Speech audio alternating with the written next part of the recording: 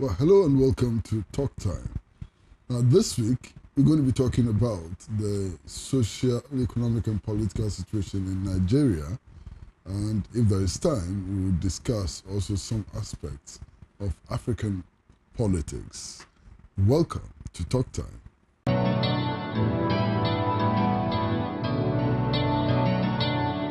It's a beautiful day.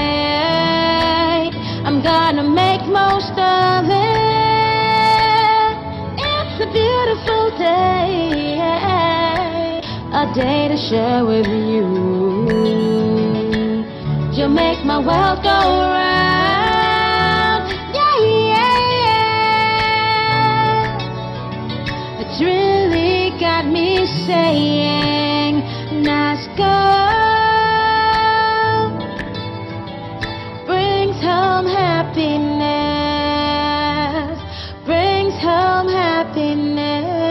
Experience the wide range of top quality and affordable electronics, phones, tablets, home and office appliances from NASCO. NASCO, bring home happiness. Well, hello and welcome back to Talk Time. And this week we are talking about Nigeria, Niger. We're talking about the social, political, and economic situation in Nigeria. And we're going to be talking to a very calm but very fiery Nigerian journalist who goes by the name Chido Onumah. Chido Onumah is a journalist and is an author. And, welcome to the studio, Chido. Thank you for having me. It's a pleasure. Chido, what brings you to Accra this time? Let me start by saying it's great to be home. Accra, it's more or less a second home for me. Since I first arrived here 21 years ago, I've had many repeat visits here. So on this occasion, I was invited by the School of Communication Studies at Legon as a keynote speaker for a lecture on media and information literacy. And I thought I would also use the opportunity to meet old friends, comrades, and associates, and perhaps also present to the Ghanaian public my latest book called We Are All Biafran. What is the point of this seminar on media and information literacy? What does that mean in the first place? Well, as you all know, we live in a world that is ever-changing, expanding in terms of the potentials and possibilities of media and technology use. Many more people have access today, even though in some cases people are also being denied access. But let's assume we're talking about those who have access. There are not a lot of things that people need to know how to use this technology. We also realize that technology has spawned a lot of issues: hate speech, online radicalization, for example, fake news, and so on and so forth. So essentially what media and information literacy does or seeks to do is to help citizens, particularly young people who have so much access to new digital technologies, to understand the different ramifications of this technology that, it's made available more or less, keeps changing on a daily basis. So you have young people have access to phones, to tablets, to iPads, and so on. How does all of this come together in terms of what they can do with it, but also how they relate to the information that they receive? How does that impact them? So essentially, media and information literacy, it's something that UNESCO has been promoting in the last 10 years or so to give citizens a critical understanding of the benefits but also the challenges of media. And essentially it is the belief that citizens in a democracy need that kind of empowerment, to understand the power of the media and how to effectively use it to enhance whether it's their communication, whether it's their involvement in the political process, and so on. It presents as some kind of a solution to the problem of lack of democracy. Well, in a way, it can be described as that, but I mean, it's not a cure-all, but it's something one could actually say is some kind of interventionist, because you have this, it's the media as it is, the technology we have. In most cases, it doesn't come with a user manual. You're just given a phone, or you buy an iPad or a laptop or something. Nobody tells you what to do with it. Particularly for young people, it's very important. You go to school, many young people, maybe at home, your parents can, if you have to watch TV, for example, they use parental guides. But when you are out in school or with your friends, you have access to these things, and nobody tells you what you should download, the kind of things you should watch or not watch. And there have been, particularly in the developed world, so-called, there have been cases where a lot of young people have been lured to all kinds of dangerous things. People, parents leave their kids at home and they are communicating with some strangers, and they lure them, people they've never met, into all kinds of dangerous activities and so on. So essentially, what media and information literacy hopes to do is to fill that void, to act like a user's guide in terms of how people should relate to this technological infrastructure that suddenly it's not only expanding, but it's changing the way we communicate and the way we see each other. Who are the participants in this seminar? Well, there were many participants drawn from different areas. Media and information literacy, it's all encompassing. It's not limited to any particular walk of life. Everybody needs to be media, because virtually everybody uses media. Young people, parents at home, teachers, students, government workers, political parties, everybody is engaged in the process of communication and use of technology. So participants were drawn from different groups, including, of course, the academia, because for a country like Ghana that is just gradually building this media and information literacy idea here, there is also the need for greater research in terms of what are the peculiarities of the Ghanaian society. How is the use of media here? Issue of access, for example. What are the existing laws that exist? And you also need to ensure, one of the beautiful things about media and information literacy is the awareness is great in terms of, and it comes from that basic fundamental belief that access is key, it's fundamental. So you find in some countries, including Nigeria just recently, there have been attempts to not just, it's not even about press this time, but social media. So citizens' right to access information is being curtailed because the government feels that, oh, people are doing all kinds of things on social media. And media and information literacy seeks to expand the frontiers of freedom of expression, of the rights. Freedom of expression doesn't mean that we should get confused. Yeah, but that's what I'm... Yeah, sometimes really what happens is that you can't tell truth from falsehood. Falsehood. So yes. Essentially, then that's where it becomes important for people to have an understanding and say, for example, in terms of doing an assessment of what is fake news or what it's, and I don't know, this is my own personal thinking, it's easier, perhaps even better, to train people, to empower people, rather than to stop them in terms of government initiating laws. Because not just government, even ordinary citizens are worried about the fact that now you can't really tell what is true and what is false. To the extent that now we can fake voices and so on. You can actually imitate people even without interviewing them. Exactly. So that's what I'm saying. That's the other side, the downside, if you want to call it that, of media technology. So how do we deal with that? Do we deal with that by making laws to stop people from accessing information, or we develop the capacity of people to understand and basic things, for example? So most people get messages on WhatsApp, and they are quick to share. They don't even check. In some cases, it's so blatant. And I raised this issue at the conference, for example, and many people didn't know it. After the election, when the new government in Ghana came to power, a few hours to when the president was supposed to deliver his inaugural speech, there was a clone speech that was in circulation in Nigeria and in other parts of the world. Somebody forwarded it to me. I read the first 2 paragraphs and I knew that there was no way this would come from somebody, not just the president of Ghana, but somebody who is about to take office in the next few hours.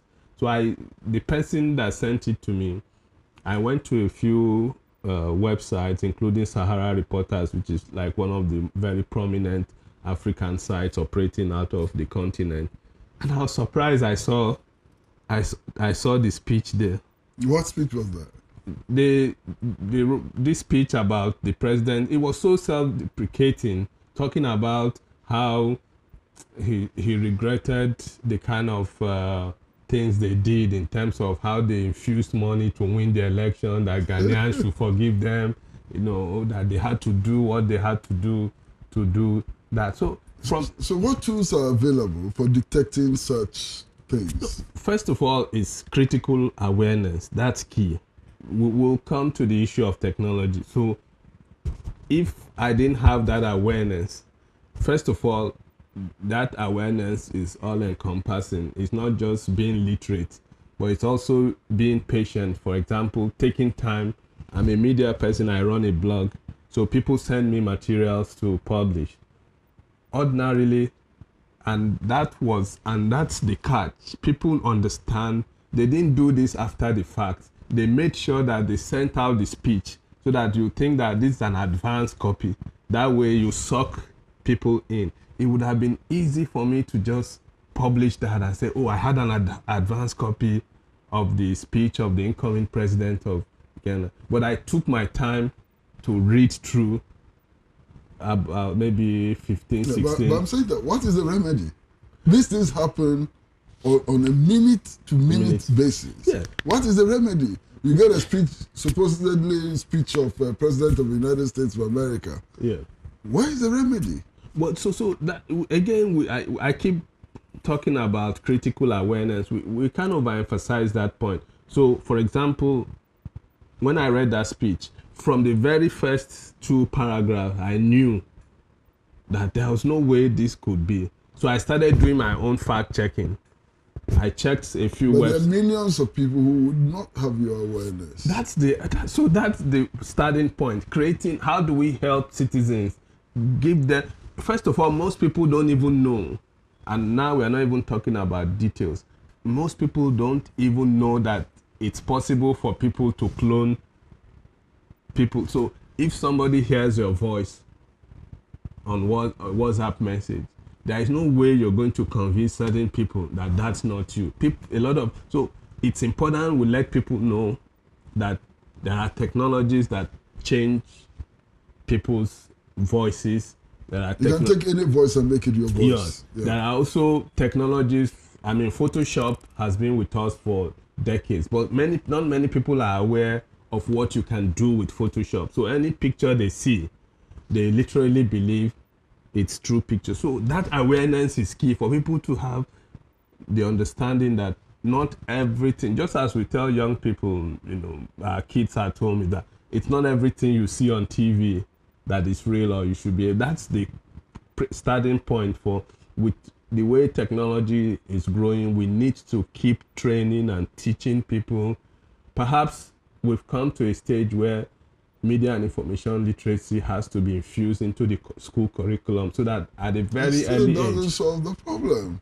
No. It still doesn't solve the problem. You're being bombarded with millions of fake stories, fake pictures, fake whatever. Yeah.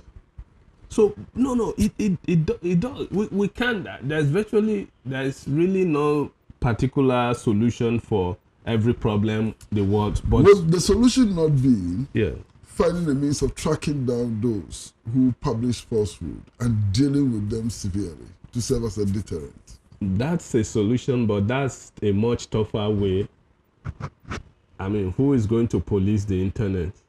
This is something. But if you can't police it and it's polluting our society, then what do we do? Exactly. So that's the question I'm saying that, for example. Because in Europe, for example, many children, hundreds of children, have committed suicide as a result of the use of this technology. Many children have been destroyed. I mean, they've taken to drug addiction and so on. It's being used for crime and all of that. How do we sanitize this system? Is it possible? And if it's not possible, why don't we simply just shut it down? It's possible. Well, I mean, that the idea of shutting it down is probably not feasible because, I mean, it's like shutting the world down, and that's not, as long as humans exist. There is no global government that Chido, for some people, it's about business. Until recently, this thing did not exist, and human life continued. No, but that's the evolution of. Nobody knew that we were going to get this to this stage until many years ago. I mean, very few people wear wristwatches today, and I'm one of them, because now you have everything. Once you have your cell phone, you can tell your time, you can take pictures. Cameras are going out of circulation and so on. So that's the evolution of the world. You literally can't stop it.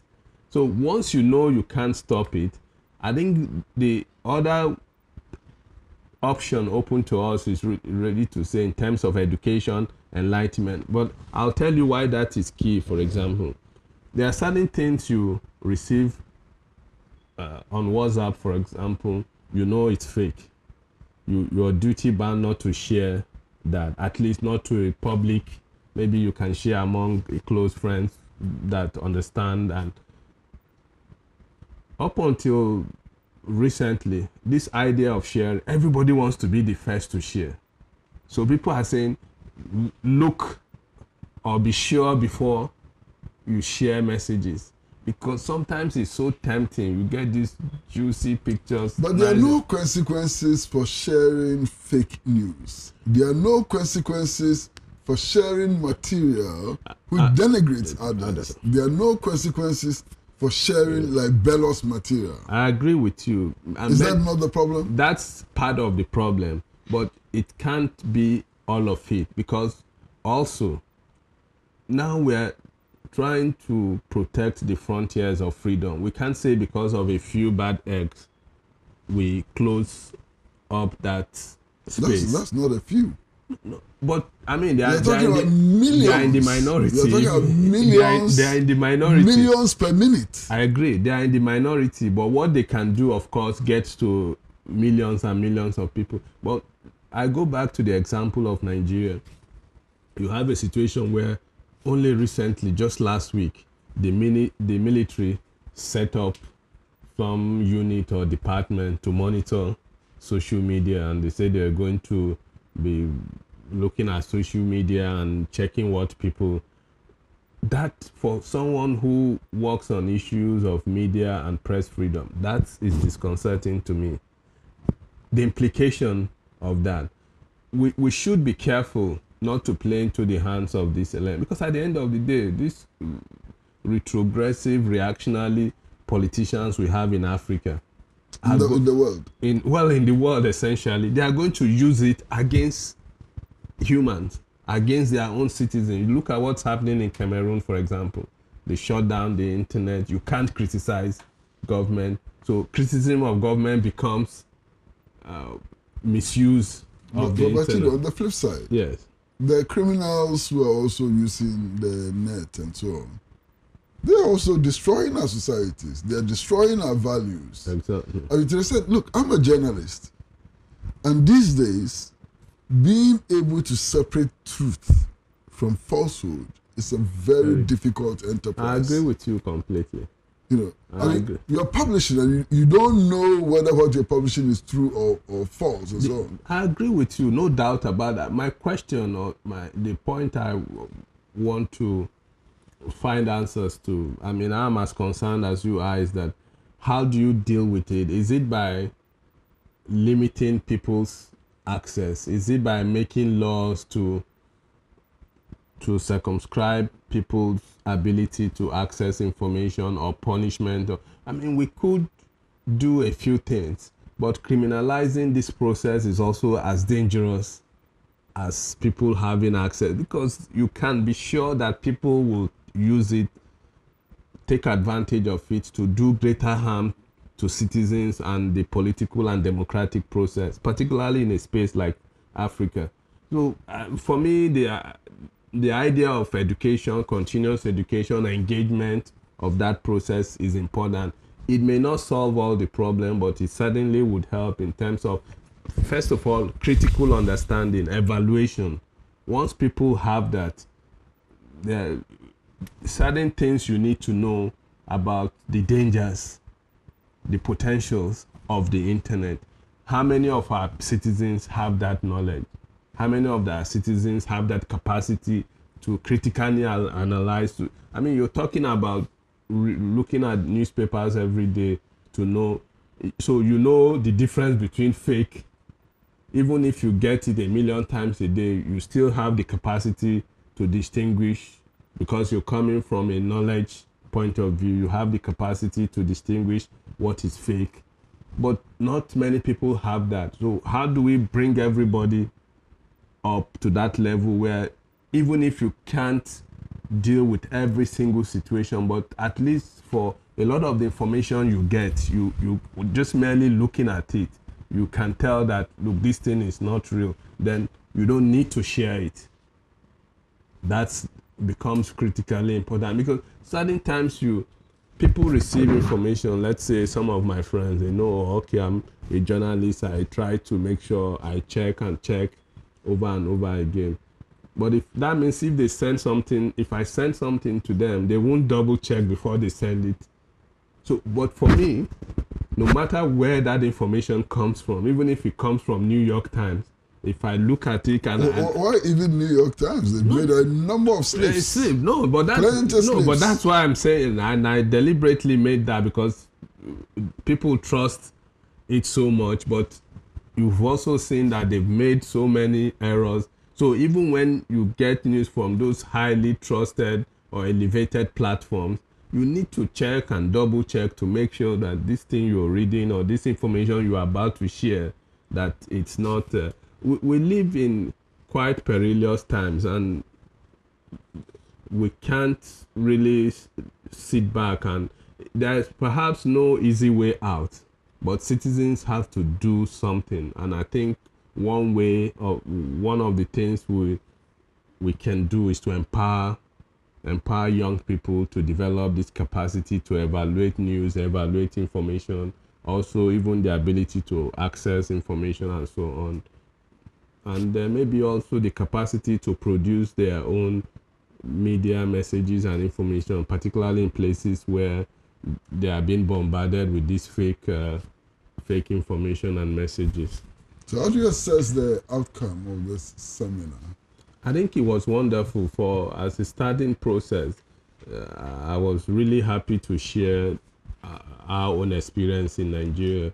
As I said, in the last 10 years, globally, UNESCO has been pushing for media and information literacy as something that should become part of the school curriculum in member nations, but also social engagement. But because the media is not just in school, the media is in religious organizations. We've seen what religion has done to Africa. The media is in the public space, community center, even at home, parents, caregivers. The involvement of different people in the program and the kind of responses and enthusiasm participants showed. The breakout session, we looked at the issue of fake news, for example. We looked at the issue of media and information vis-a-vis security challenges.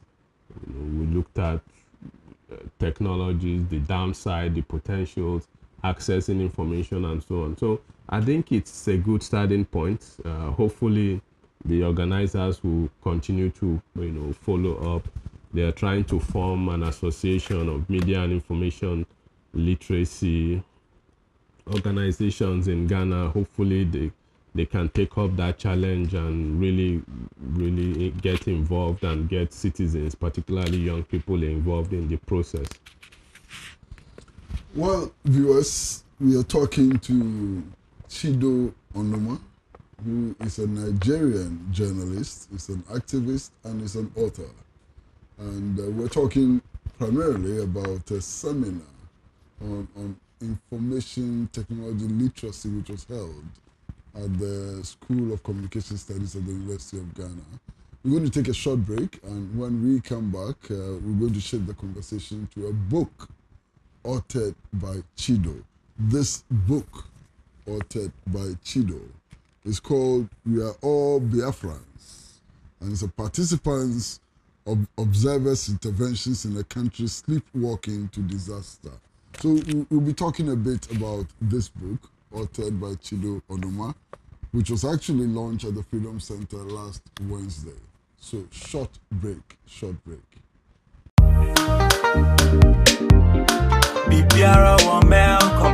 Life is really simple when you purchase from MelcomOnline.com. Under my supervision, even my young boy can make orders from Melcom Online. With Melcom Online, you can order televisions, IT, mobiles, audio and musical equipment, power solutions, kitchenware, furniture, and many other items. Make secure payments with a credit card or debit card, any mobile money wallet, or simply pay cash on delivery. Choose the convenience of ordering anytime and anywhere with a valid ID for pickup from the nearest Melcom branch, or have orders delivered to any address within Accra. Thank goodness for maturity. Melcom Online. Shop simple, shop secure. No fear, no Melcom. Hello, welcome back to Talk Time, and we are talking to Chido Onumah, who is a Nigerian journalist, he's an author and an activist, and has been in Accra to deliver the keynote address at a seminar at the School of Communication Studies. But he also took time off to launch his latest book, We Are All Biafrans. I'd like to read just a paragraph or two from the book to serve as a basis for this conversation. This is it's a 214-page book, and this is page 162, and it reads: In this sense, I'm uncomfortable with those who see the Biafran agitation necessarily as an Igbo problem. It is in the same vein that I do not see, for example, the herdsmen issue as a Fulani problem.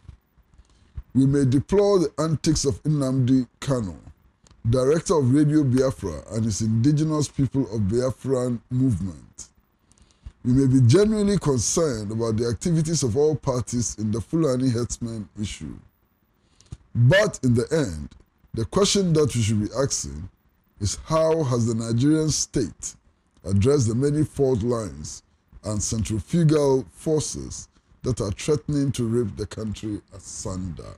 And this is from the book, We Are All Biafrans, authored by Chido Onumah. Now, Chido, why the launch in Accra? Well, first again, thank you so much for having me, and also for the process leading up to the launch and the launch itself. I started by saying Accra is home. As far as I'm concerned, friends and family, or friends and colleagues, have become more or less like family. But there is also the intersection in terms of both countries, what Ghana, the relationship between Nigeria and Ghana. Interestingly, 50 years ago, this year, in January, the protagonists in the Biafra-Nigerian war were in Ghana, at the instance of then Ghanaian head of state, Lieutenant General Ankara. He brought Ojukwu and Gowon here, some kind of last-minute effort to avert the war in Nigeria then. Unfortunately, it was, from all indication, it was a very fruitful and cordial meeting. Unfortunately, when they went back to Nigeria, for one reason or another, the agreement couldn't hold. and 6 months later, the country went into a very terrible civil war that lasted for 30 months, almost three years, and I mean, over, depending on who is counting or who you ask, over 2 or 3 million people, died. But also recently, I mean, many in the last, I think about 2 decades ago, when Nigeria also faced another serious challenge in its political evolution with the advent of General Sani Abacha, Accra became home to many journalists, including myself, and pro-democracy activists who either passed through here or used here as a platform to really challenge the government back home in Nigeria. So I wasn't going to miss an opportunity to bring this book to the attention of the Ghanaian, of colleagues and friends and the general citizenry in Ghana. That's basically why I thought. But also, in a sense, I remember one article I did in my other book. I talked about a tale of two cities. It seems Ghana and Nigeria, we've been trying to play catch up as far as whether it's democracy or military rule. The coup happened in Ghana, it happened in Nigeria. Subsequently, there were other coups. Civilians came. There was civilian government in Nigeria. The military government here tried to mutate into a civilian government. The same experience was going to happen in Nigeria until Abacha died. So both countries share, of course, the experience of also being part of the Commonwealth in terms of having been under the colonial tutelage, so to say, of Britain. So there's a lot of, you have a lot of historical connections beyond even the social one, intermarriages and so on. So both countries are linked in more ways than one. And some of the current issues that affect Nigeria, I also see them trying to take root here. The division along religious, which of course is the fallout of poor leadership and the very degenerate nature of the ruling class in both countries. So I thought, why not? Perhaps if I bring the book here, it will help in some way to also not just create an understanding of Nigeria and the situation in Nigeria, but also draw attention to what are the flashpoints in terms of some of these issues I've raised, and if it's something that people, Ghanaian activists and journalists or progressives will begin to pay attention. Why the title, We Are All Biafrans? Well, why? It's interesting. I mean, this question keeps coming up every now and then. It's clear that it was something I consciously did. I'll come to how the decision to use the name, but just to say that the problem of Biafra has been with Nigeria since 1967, when the Civil War started, since May 30th, 1967, when the Republic of Biafra was created. The Civil War ended in 1970, January of 1970, and it does appear that in the minds of so many people, the war hasn't ended. And there's this UNESCO quote about war starting in the minds of men. So even though physically that war appears to be over, in the minds of many people, particularly those in the eastern part of the country that formed the bulk of what was known as Biafra then, the war appears not to have ended, and it has led to this resurgence among young people in that part of the country asking for a separate or independent Biafra republic. So you have and this also fits into the other agitation. You go to the southwest part of the country, you have those calling for an Oduduwa republic, for example. You go to the north, there are those who say we want an Arewa republic, and there are other there are pockets of also demands in the Niger Delta oil producing area. So Biafra is a topical issue in Nigeria today, and it has been for the last few years. And I thought using it to provoke debate or discussion, to draw attention to the Nigerian crisis, there's a way it's going to resonate, resonate with people. People ask, there are those who didn't read the book or haven't read the book, and they say, oh, I'm not Biafra, I can't be Biafra. So on the face value, most people will think the book is about Biafra and is supportive of Biafra. So there are those who are happy seeing the name Biafra, and they pick up the book and they are terribly disappointed. It becomes a support. So I'm happy to do that, to have that, to shock people. And what is the shock element in the book? Why are people disappointed when they read it? Well, okay, I'll come to that, but also to just to quickly say that the other thing I was hoping to achieve this is, and this comes from my own understanding, research and reading, is using Biafra as a metaphor for the problems of agitation in Nigeria, because essentially, truth be told, almost every part of Nigeria has one form of agitation or the other. And people, the suffering people, the working class suffer equally across the country. The fact that you've had many of the rulers of the country come from a particular part of the country has not helped that part of the country in any way. You still have millions and millions of children out of school. You still have one of the highest maternal mortality rates in the world from that part of the country. Nigeria is in the terrible league with Pakistan and Afghanistan as the only 3 countries in the world where polio is still endemic. I mean, that's a real shame. For a country that calls itself the giant of Africa, makes billions and billions of naira and millions of dollars every day from oil and so on. So using that the Biafra word as a metaphor for all of this, and say perhaps it's time we started looking at critically at what challenges all of us, rather than fighting for our own separate enclave. But then, okay, to answer your question directly in terms of what shocks people, the Biafra thing has become really, really deep. It's festering, and it's become like a religion. So people, many of them out of ignorance really, that believe we want a separate republic of our own.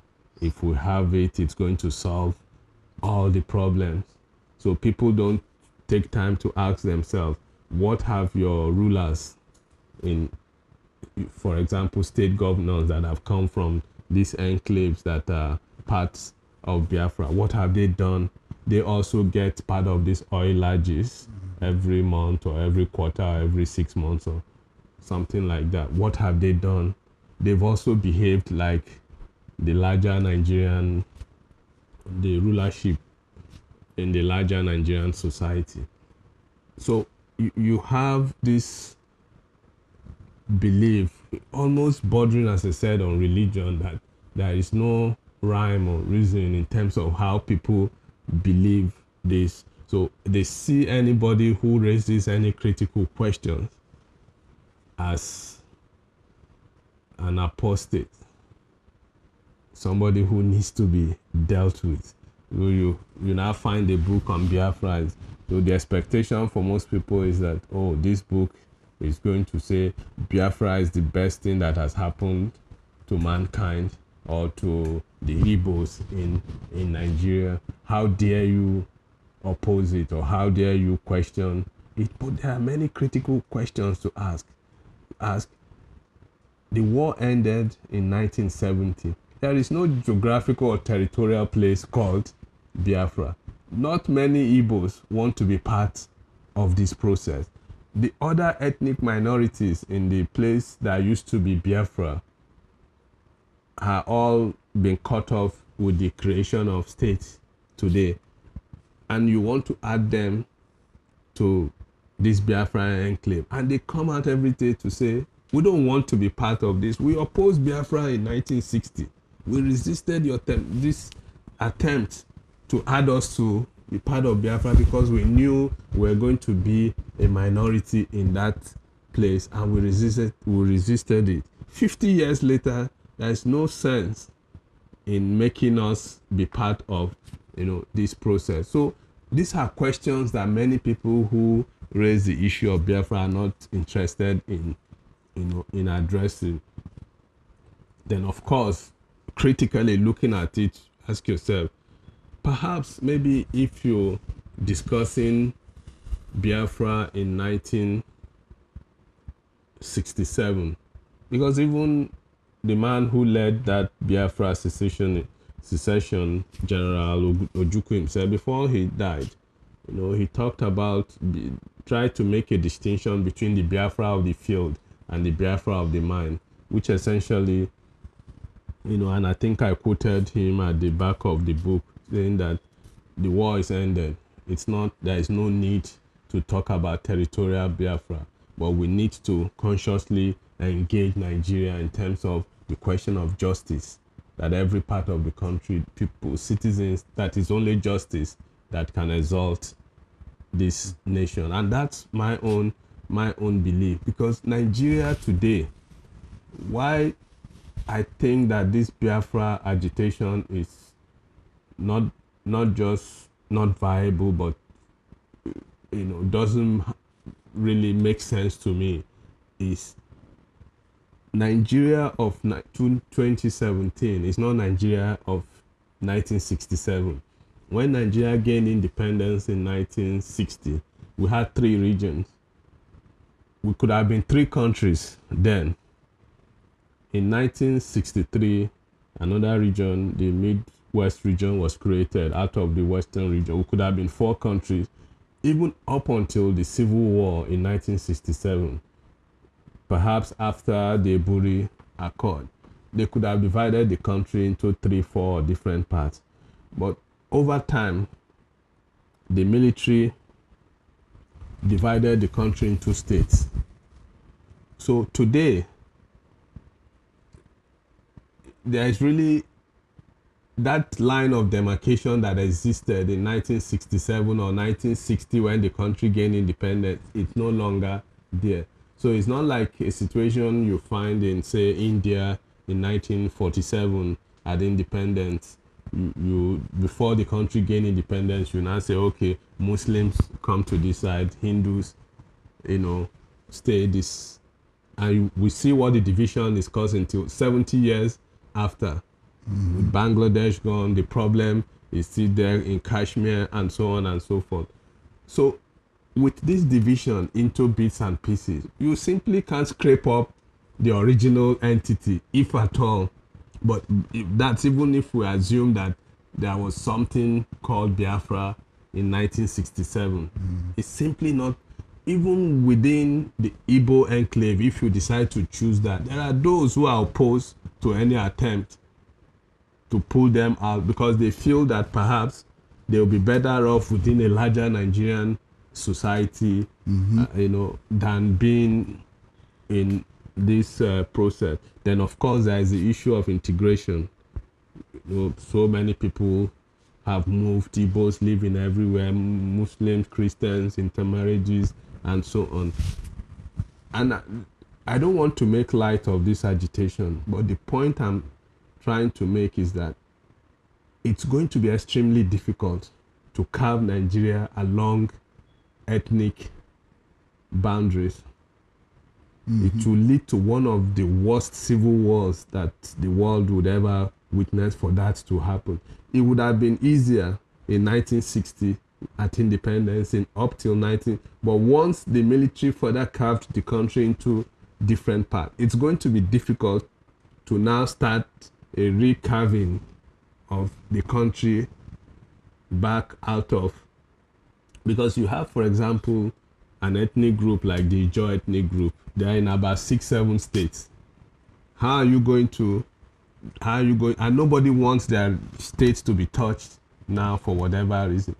So it's easier for us to build a society where justice prevails, where everybody, no matter where you come from, no matter what religion you know, we've missed that opportunity. Lack of leadership and so on has brought us to this stage. But I think nation building is not a tea party. It's a continuous process. People need to realize that, I mean, colonialism did a lot of damage. Undoing that damage is not going to happen.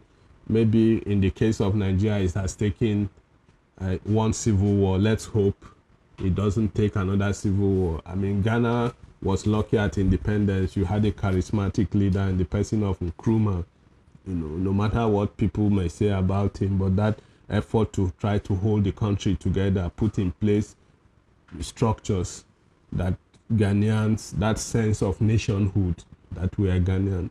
That's the challenge we face in Nigeria. October next month, the country will be 57 years old. There is no sense of Nigerianness, of what Nigeria means to the average, Nigerian, and that's what the point we need to continue to emphasize, that we need to build a nation out of the contraption that the colonialists left behind.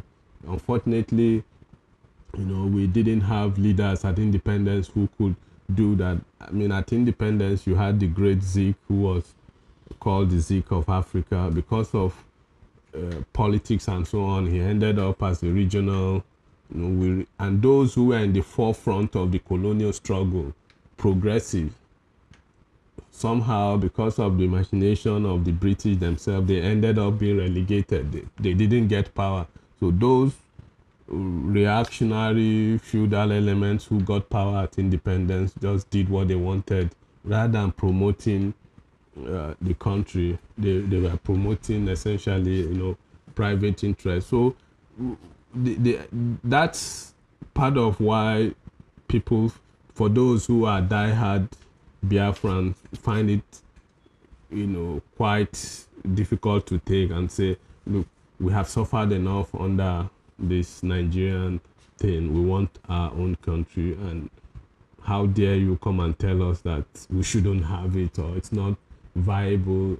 I don't even want to have the discussion about the viability of their countries. Cuba is 10 million people. What do they produce? Sugar, basically, a bit of tourism, and they are sending doctors to all over the world. A lot of Nigerians and Ghanaians are going there. They've been there to study on scholarship. Why did that happen? Because of leadership. A leadership and put in place a proper ideological process that ensure that resources are well managed, both human and material, and so on. Well, viewers, we're talking to Chido Onumah, Nigerian activist, journalist, and author. And we're talking about his recently launched book in Accra, We Are All Biafrans. We're going to take a short break, and when we come back, I'd like to ask a very simple question. Can we expect civil war in Nigeria again anytime soon? Short break.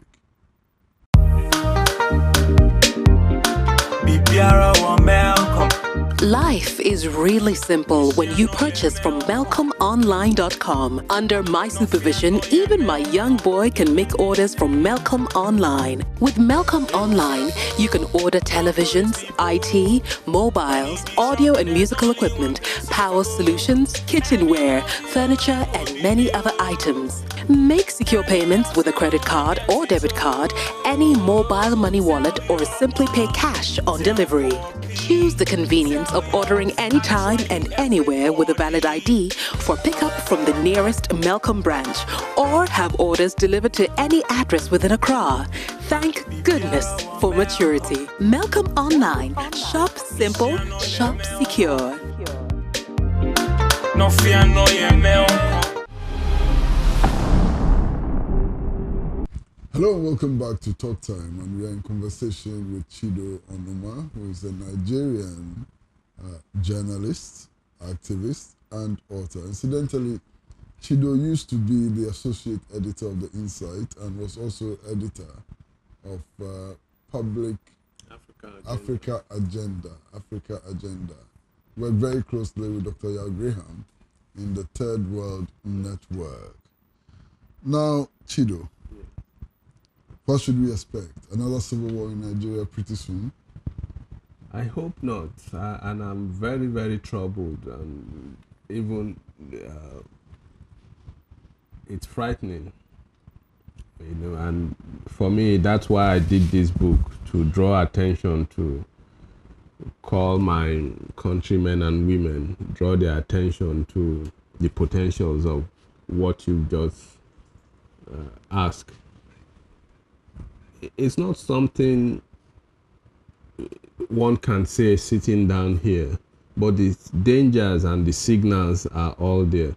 But it's also important for me to emphasize this point that we may not have the kind of civil war we had in 1967 because there were organized parties. Today, they are really not organized, not in the sense that you have people on the ground who are willing to push that, but organized in the sense that there are several centers of organization.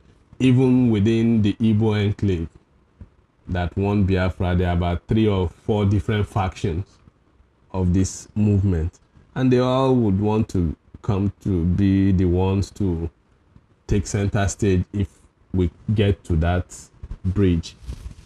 And that's the same thing you find in other parts of the country. In the oil producing areas, you have different centers of agitation and protest. Same for the middle belt, same for the western part of the country. Then of course, up north, we have the Boko Haram people that want their own caliphate.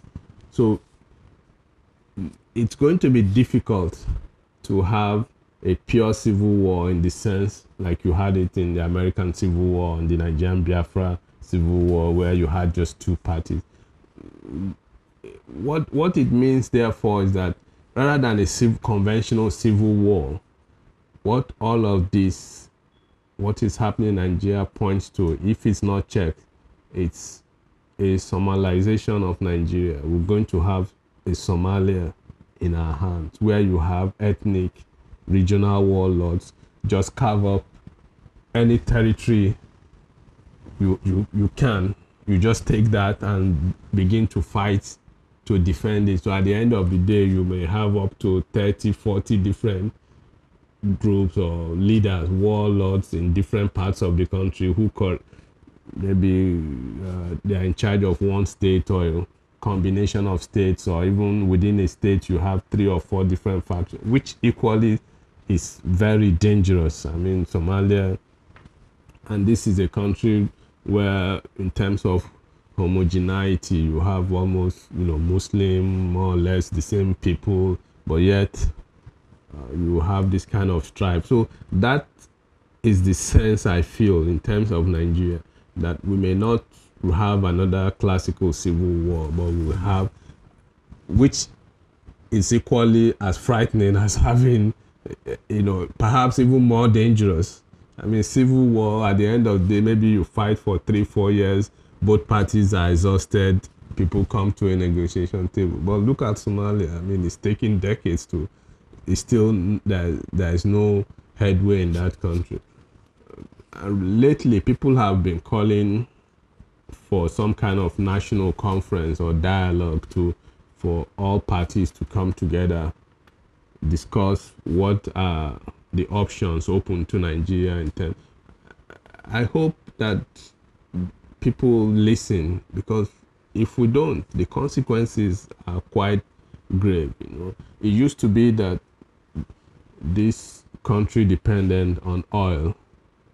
So with the inflow of oil money, people really didn't feel the impact of mismanagement, corruption, and all this strife going on. But now with oil almost going extinct, so to say, in terms of revenue, all the flashpoints, the issue of poverty, unemployment, you now add that to this issue of agitation. So you essentially have this cocktail of potential violence that could just rip through the country. So that's the situation we find ourselves. Successive governments in the country have managed not to put in place basic infrastructure. So people, for one reason or another, people now focus on each other rather than focusing on the state in terms of finding solution, to their But Chido, Boko Haram has been raging in Nigeria for some time. Yeah. Wouldn't you describe that as a civil war situation? That's a civil war situation, even though it's not quite coordinated in that sense, in the sense that it's just a group within maybe 2 or 3 states in the northeast part of the country. I mean, I don't want to say they are not well organized, because they've been operating for over 5 years now and causing enough damage. But beyond the issue of whether they are well organized or not, it's not this more or less like faceless group. I mean, they've not come out. People do come out, either they wear covers, people don't know them. It's not like you've come out to say, we've heard what they say they want, but they are not coming out to push their position and say, okay, this is who I am, this is what I want. You don't want to negotiate with me, we'll do this, we'll do that, we'll do that. It's more or less, maybe one could categorize it as a terrorist organization that, more or less like banditry. It's not like they have any clear-cut process that they want to adopt, even though they've taken a few local governments in the past, a few territories in the past that the military has also taken, back. But it's not. But they're very clear. They want a caliphate. They want. That's a very clear, vision. They want a caliphate, but what I'm saying is, because it's also the same demand that some of the Biafra agitators say they want a country of their own. Some of the other agitators in the country, and they are pushing for it, even though they are not as violent as Boko Haram. I think, in a sense, one can say the country, that there is a civil war, going on. And you now imagine if the government or the state has to fight on 3 or 4 different fronts. So you have about 4 or 5 civil wars raging in the country at the same time. It's going to be something else in terms of not just the ability of the state to deal with it, but also the impact in the rest of Africa, particularly the sub-region. Yeah. Nigerian government, the Nigerian military have been making all kinds of claims with regards to the fight against Boko Haram. Every now and then they tell us that the insurgency group has been defeated. Mm. And every now and then they spring up again. Who is telling the truth about Boko Haram? Well, the question of truth is really back to the issue of fake news and truth. I mean, one of the things I would quickly say here, which is clear to any observer, is that there are those who are making money from this process and who probably do not want this war, if you call it a civil war, this insurgency, to end.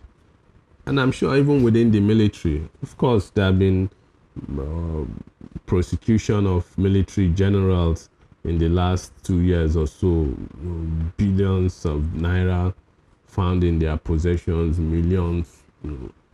So, and I doubt if that has stopped. The corruption within the Nigerian military itself has both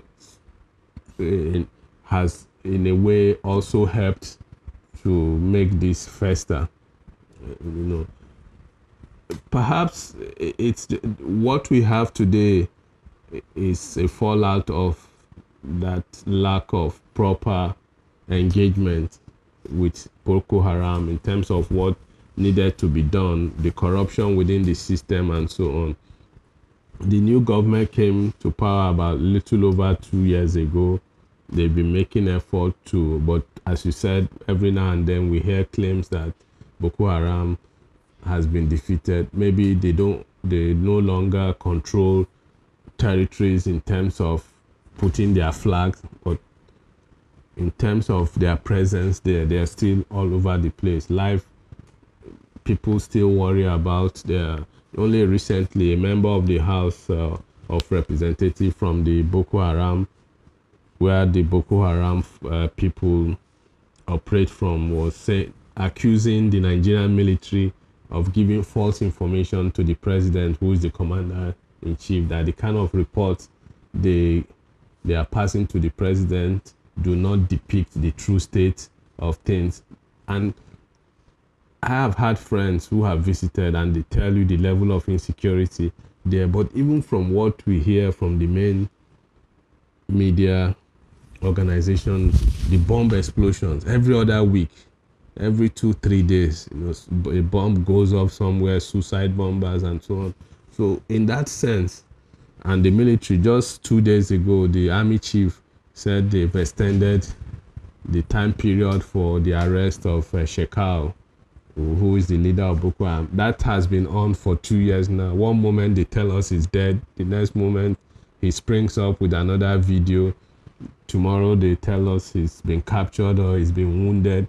We really don't know what is happening, but what Nigerians know is that that place remains essentially unsafe, and that Boko Haram is not something that is likely to end anytime soon. Well, Chido, we are really running out of time, and I'd like you to answer the last question as briefly as possible. There are reports that many Nigerians are getting disappointed in the Buhari regime. Is that true? And if it's true, what are the factors? As briefly as you can. Personally, I think it's true from the reports I've read, from interaction with people, and there are many indicators for that. The economy itself, the level of unemployment is rising, youth restiveness, cost of living is rising, the general slow nature of the government. I was telling somebody when I came into Accra on Wednesday, for example, that there was a minister that died in a road accident in March of last year. It wasn't until March this year that minister was replaced. This is a government that has 4-year tenure, and it takes you 1 whole year to replace a minister. And ministerial appointment is constitutional matter. Every state in the country is supposed to have a minister. So that means for a whole year you deprive the state of their constitutional right. I mean, what does that point to? Tell you how tardy and unserious the government. So they named the minister in the replacement in March or April this year. The name was forwarded to the National Assembly. It was in, I think in April or May. The Senate vetted and approved the minister. It took another 3 months until August or late July before the minister was sworn in. So it takes you 1 year to appoint a replacement for a government that has just 4 years to operate. It took over 6 months from when Buhari came to power in May of 2015 to when he appointed ministers. People were expecting that he was going to go for some, different people that Nigerians didn't know, and he was going through this painstaking effort to bring us the best and so on. 6 months later, you appoint ministers, the same old politicians, as Fela sang, the same old politicians that destroyed Nigeria before. So if you knew these people, why did it take you so long? You could have done this in 24 hours or one day and saved He was giving them a new orientation. Thank you very much. Thank you very coming much to for I listen. appreciate Thank you it very much. Well, viewers, we've been talking to Chido Onumah, Nigerian journalist, author, and activist. And we are talking about a seminar at which he gave the keynote address at the School of Communication Studies at the University of Ghana. The topic was about information technology literacy or something to that effect, and also about his new book, We Are All Biafrans. And I guess that if you want to get a copy of the book, you can find it at the Freedom Bookshop near the old Apollo Theatre. I'm sure he brought just a few copies, and those of you who are interested in reading this book can find it there. Freedom Bookshop at the Apollo Theatre, near the Apollo Theatre. Well, as I always say,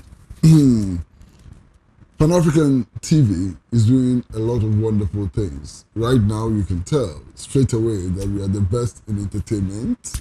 Our news programs are coming up pretty fast. And from next week, we're going to begin our midday news. We have a political program, we have market stories, we have street talk, and so many others. We are also giving you the best in documentaries, historical documentaries about the struggle for independence in Africa, about the struggle for economic emancipation, and so on. We show films on Winnie Mandela, Kwame Nkrumah, Sekou Toure, Julius Nyerere, Dr. Hilary Mann, everybody. So please, stay with us until we meet you again next week.